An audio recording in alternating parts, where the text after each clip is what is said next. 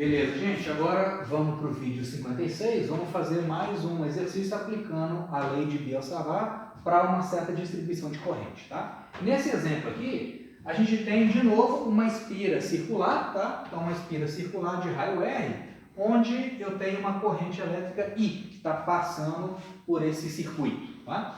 E eu quero achar o campo magnético que essa distribuição de corrente produz num ponto que está a uma distância z grande da origem, tá? E está localizado sobre o eixo Z, tá? Que passa pelo centro dessa espira circular de corrente, beleza?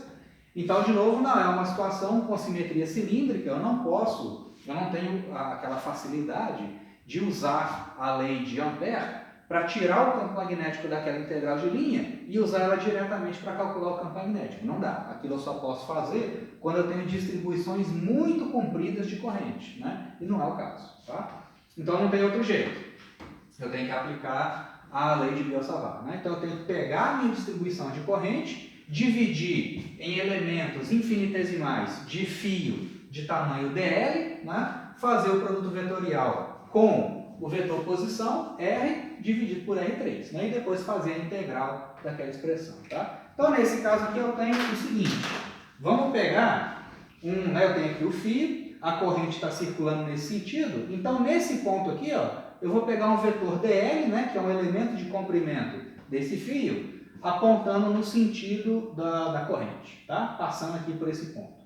Então, meu dl está aqui, o que é o meu vetor posição? É o vetor que conecta esse elemento de corrente, esse elemento de fio, né, até o ponto onde eu estou querendo calcular o campo magnético, tá? Então, para eu achar a direção do campo magnético produzido por esse elemento aqui de corrente, eu vou ter que fazer aquele produto vetorial ali.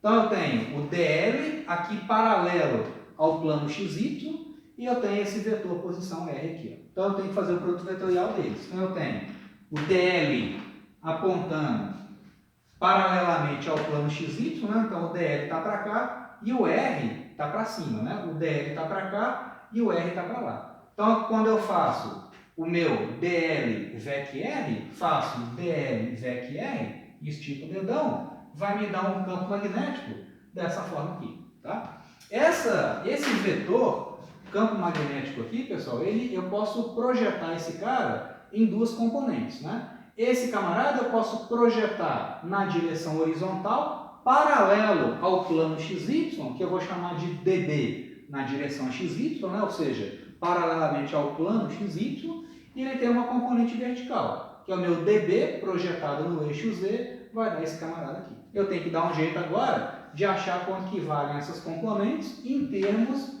da corrente e da geometria do problema, tá? Então, a primeira coisa é o seguinte, vamos achar a intensidade do campo magnético que esse elemento de fio estabelece naquele ponto. Vamos achar o módulo do meu dB e depois projetar para achar as componentes. Tá legal?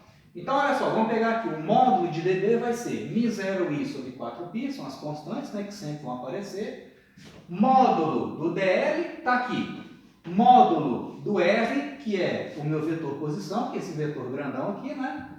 Vezes o seno do ângulo entre eles, dividido por R3. Qual que é o seno do ângulo? Qual que é o ângulo entre o vetor R e o meu vetor dl aqui, gente? Esse ângulo aqui, ó, o ângulo entre os dois é 90 graus.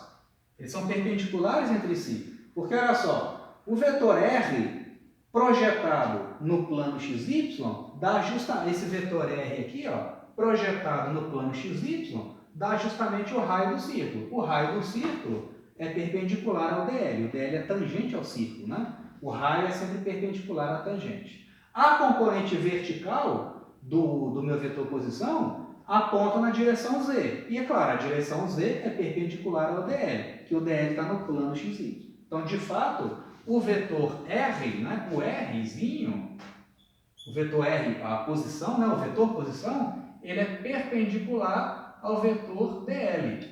Isso vale para qualquer parte do círculo, tá legal? Então, aqui vai aparecer seno de 90, que é 1, beleza? Então, eu tenho que o dB é igual a esse negócio aqui, tá? eu não posso sair fazendo a integral aqui logo de cara, porque o meu dB ele muda de direção à medida que eu pego outros elementos de comprimento dl. Né? Então, o dB ele muda de direção.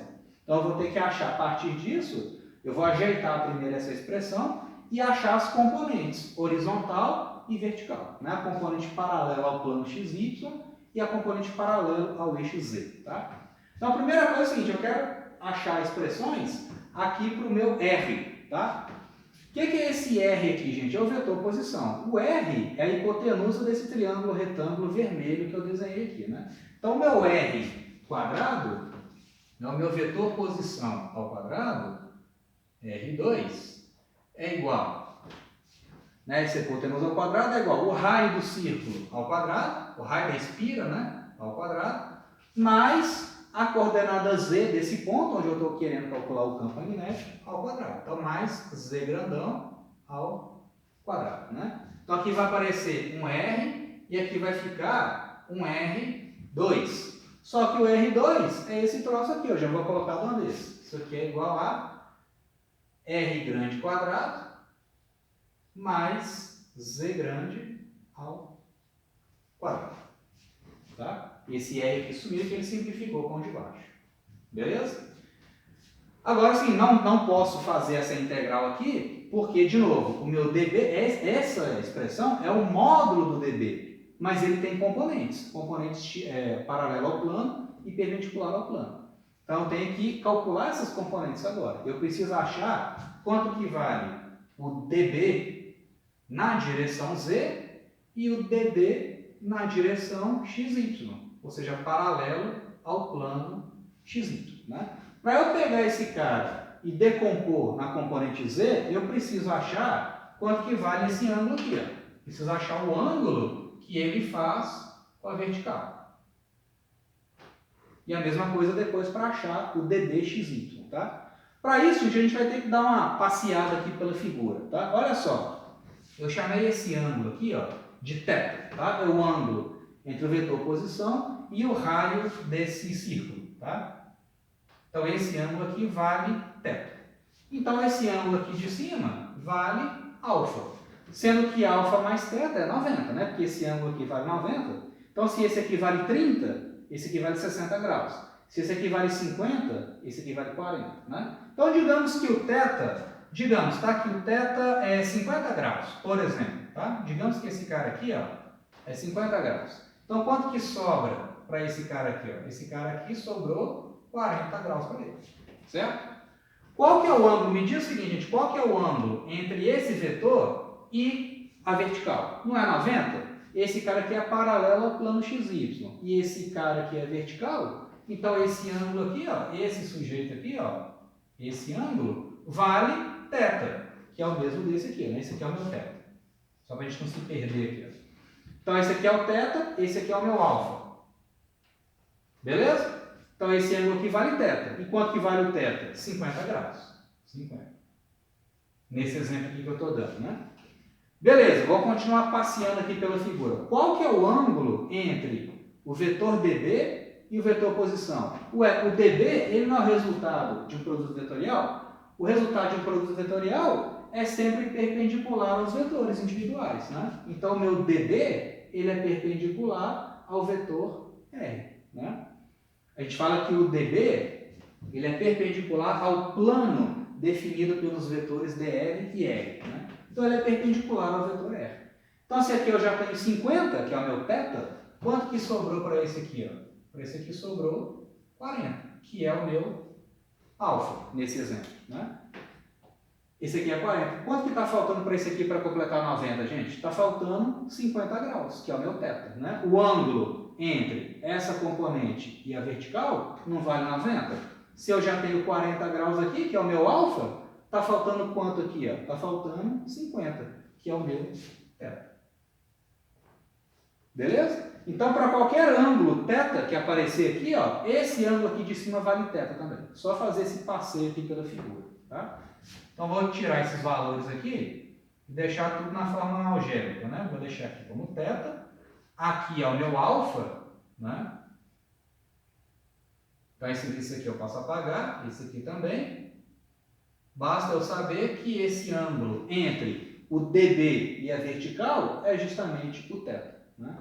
Então, o que é o meu DB na direção Z, gente? É o meu DB cosseno de θ. Né? É o ângulo que está... É o cateto aqui que está colado nesse ângulo. Né? Então, o DBZ ele vai ser DB cosseno de θ. Mas quem que vale DB? DB é esse troço todo aqui. Ó. Então, vai ser μ0i sobre 4π vezes dl sobre R2 mais E2. Só que vezes o cosseno do ângulo θ. Né? Cosseno de θ. Cosseno de θ. E quem que é o cosseno de θ agora? Né, eu preciso achar uma expressão para o cosseno de θ. Eu vou usar o triângulo retângulo aqui, ó, porque esse ângulo aqui também vale θ. Cosseno de θ é cateto adjacente sobre R. Né? Então, o meu R é a raiz desse troço, então o meu R é a raiz disso. Né? Tem quanto que é o cosseno de θ? Cosseno de θ, já vou colocar aqui de uma vez. Cosseno de θ é meu R, aqui, R, sobre a hipotenusa Rzinho. A hipotenusa vale a raiz de R2 mais E2.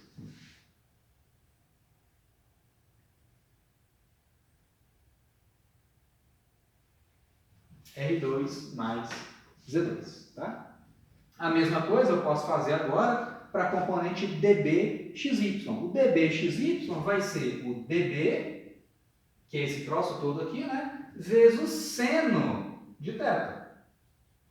Vezes o seno de θ. Né? O cateto adjacente me dá a componente vertical, o cateto oposto vai me dar a componente horizontal paralelo ao plano xy. Tá? Agora, olha só, gente, eu posso usar, né, para simplificar a minha vida aqui, ó, eu não vou precisar esquentar a cabeça com a componente paralelo ao plano xy, não. Eu posso usar um argumento de simetria nesse problema. Tá? Pelo seguinte, olha só, esse elemento de fio, ele cria um campo magnético dessa forma, com componente horizontal e vertical de campo magnético. Vamos fazer o seguinte, vamos pegar um elemento de corrente diametralmente oposto ao primeiro. Então, vamos pegar um DL lá do outro lado do fio. Então, vamos pegar um DL aqui assim, ó, dessa forma aqui, ó. Certo? Ok? Então, nesse caso, né, peguei um elemento de corrente agora lá do outro lado do círculo e vou ter um DL apontando para cá.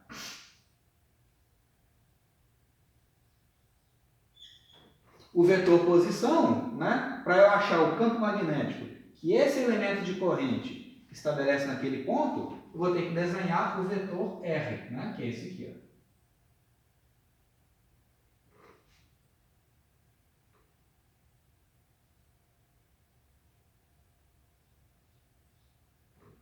Então, esse aqui é o meu DL no plano XY, né? E esse aqui de cima é o meu vetor R, que é o vetor posição associado a esse elemento de corrente. Olha só, gente. Aqui, esse elemento de corrente vai produzir um campo magnético nesse fio também. Vai produzir um campo magnético nesse ponto aqui também. Aqui, vamos só para a gente ter uma ideia de como que vai ser o campo magnético desse cara naquele ponto. Você tem aqui um DL que está saindo do quadro aqui, ó. O DL está saindo e o vetor posição está lá, ó, certo? Então o DL está meio que saindo aqui do quadro e o vetor posição dele está para lá. Se eu fizer o DL VEC R, ó, o DL VEC R vai dar um campo magnético apontando para lá, ó, nessa direção. Com a mesma intensidade desse, só que apontando para lá. Então, o campo, eu não vou fazer o desenho completo aqui para não ficar muito embolado, mas só assim, qualitativamente, para a gente enxergar. O campo magnético que esse cara estabelece naquele ponto vai ser uma coisa mais ou menos assim, ó. Vai ser uma coisa dessa forma aqui, ó. Vai ser muito, né, a mesma intensidade, o mesmo módulo desse, só que com outra direção. Esse camarada também vai ter uma componente horizontal apontando para lá e vai ter uma componente vertical. Ou seja, esse camarada eu também vou projetar na vertical e na horizontal, né? A componente horizontal desse campo magnético aqui, ó, criado por esse elemento de fio, vai cancelar a componente horizontal desse cara. Porque é o mesmo DL, é a mesma corrente e o R tem a mesma intensidade desse. Então é a situação simétrica, né? Para cada elemento de corrente que eu tenho do lado de cá, eu tenho um elemento de corrente diametralmente oposto que vai cancelar essa componente horizontal aqui, pela simetria do problema. Tá? Então aqui, esse sujeito vai ser cancelado por esse. Né? E as componentes verticais, a componente vertical do campo magnético desse cara aqui, ó, vai ser somada com a componente vertical desse campo magnético aqui do lado esquerdo. Então as componentes Z vão se somar e as componentes horizontais vão se cancelar. Claro, dá para fazer a conta fazendo com o dB, xy, colocando as componentes dele, fazendo a integral, vocês vão ver que vai dar zero. O campo magnético perpendicular ao eixo Z é zero. Então eu só vou ter componente somando, né? Ou seja, eu só vou ter componente de campo magnético paralelo ao eixo Z. Então eu não vou precisar esquentar a cabeça com essa componente aqui, ó. Basta eu trabalhar com a componente dB na direção Z. É ela que eu vou integrar, tá ok? Então, pela simetria do problema, eu não preciso esquentar a cabeça com esse cara, só vou esquentar a cabeça com a componente vertical, tá? E aí vai ficar super fácil eu fazer essa integral aqui, né? Porque olha só, é praticamente tudo constante, né? Isso aqui é constante, essas coisas aqui são constantes, eu vou integrar só no dS.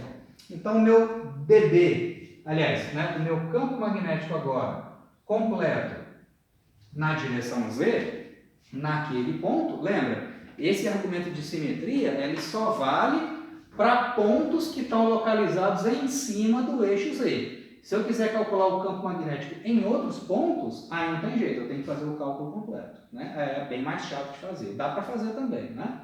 Mas eu não vou poder usar esse argumento de simetria. Né? Porque aí, por exemplo, se eu estou pegando pontos fora do eixo Z, aí esse vetor posição aqui, ó, do outro lado do círculo, não vai ter a mesma intensidade desse camarada aqui. Né? Aí eu não vou ter esse cancelamento das componentes horizontais. Tá? Tem que fazer o cálculo completo. Tá? Mas aqui tem simetria, então o meu dz é a integral de dBz. Né? Então eu vou integrar essa expressão aqui. Ó. Então eu vou ficar com o seguinte, μ0i sobre 4π, μ0i sobre 4π, vezes R sobre esse troço elevado a 3 meios, né? Então vai ficar vezes R sobre Z2 mais R2 elevado a 3 meios, né? Vezes integral de dr. Integral de dr. Né? O resto é tudo constante, né? O raio é constante, a coordenada z é constante, a corrente é constante, só ficou a integral de dl. O que é o dl, gente? É um elemento de comprimento do círculo, né? Dessa espira circular. O que é a integral de dl? Integral de dl é o comprimento, é o perímetro do círculo. Então esse cara aqui, ó, esse sujeito, vale 2πr. Né? Então o campo magnético aponta na direção vertical. O meu BZ é igual a μ0i vezes raio sobre 4π vezes 2πr sobre sobre Z2 mais R2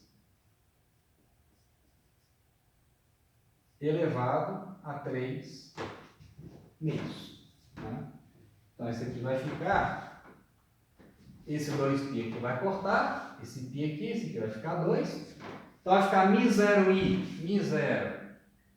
vezes i vezes r ao quadrado.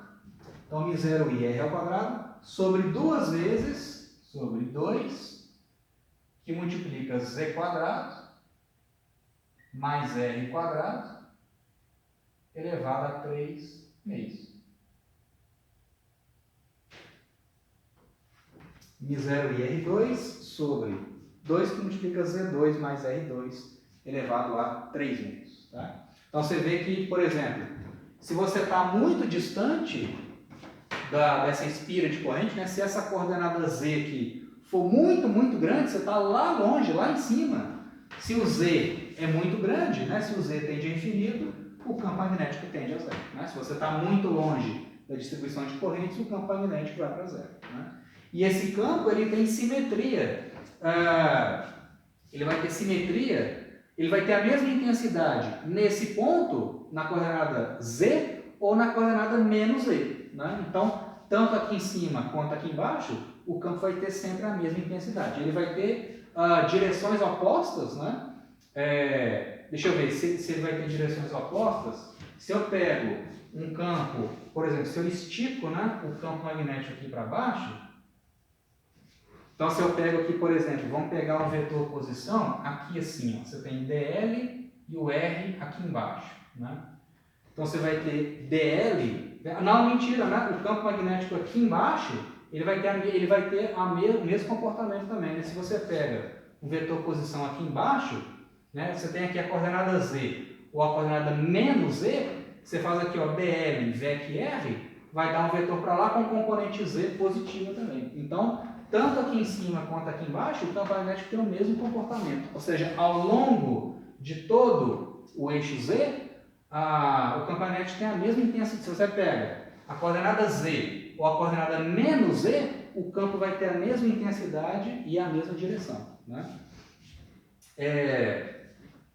E com aquela intensidade ali. Né? Então, o campo ele tem simetria em torno do plano XY, né? Para pontos que estão localizados em cima do eixo Z, que é o eixo de simetria. Tá legal? E outra coisa, né? Se você faz a coordenada Z igual a zero, vamos pegar aqui, ó, para Z igual a zero. Tá? Então, digamos que eu queira, né, avaliar o campo magnético num ponto que está localizado exatamente no centro dessa espira circular. A gente já fez isso, foi um dos primeiros exemplos que a gente fez, né, no vídeo passado. A gente já sabe a resposta que deu. Né? Vamos ver se converge. Né? Nesse caso, para Z igual a zero, então para um ponto que está localizado exatamente em cima aqui do centro, né, dessa espira, eu vou ter o seguinte, né, isso aqui vai dar que o meu campo magnético, BZ, vai ser μ0 e R quadrado sobre 2 vezes. Esse aqui é zero, então vai ficar R ao quadrado elevado a 3 meios. Então vai ficar R ao cubo. Né? Vai ficar R ao cubo. E isso aqui vai me dar justamente μ0 vezes I sobre 2R. Que é exatamente o resultado que a gente teve no primeiro exemplo que a gente fez a respeito de lei de Biot-Savart. Tá legal? Então está consistente, né, os resultados. Beleza, gente? Então isso aqui encerra a parte da discussão, né, sobre lei de Biot-Savart. E aí, no vídeo 57, a gente dá sequência no estudo aí do eletromagnetismo.